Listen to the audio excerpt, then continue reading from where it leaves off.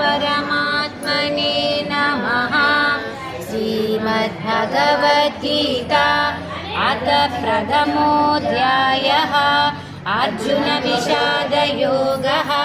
धृतराष्ट्र उवाच धर्मक्षेत्रे कुरुक्षेत्रे समवेतायुयुत्सवः।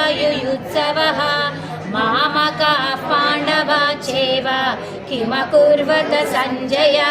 सञ्जय उवाच दृष्ट्वा तु पाण्डवानीकं व्यूढं दुर्योधनस्तदा आचार्यमुपसङ्गम्य राजा वचनमब्रवीत्।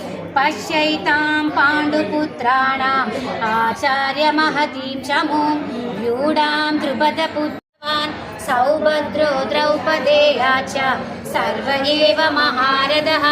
अस्माकं तु विशिष्टाये तानि बोधद्विजोत्तमा।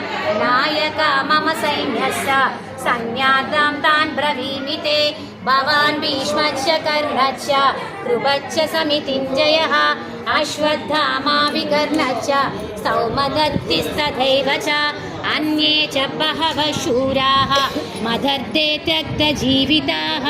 नानाशस्त्रप्रहरणः सर्वे युद्धविशारदः। अपर्याप्तं तदस्माकं बलं भीष्माभिरक्षितं। पर्याप्तं त्वदमेतेषां बलं भीमादिरक्षितम्। अयनेषु च सर्वेषु यथा भागमवस्थिताः भीष्ममेवावभिरक्षन्तु भवन्तः सर्व एव हि। तस्य सञ्जनयन् हर्षं कुरु वृद्धः पितामहः।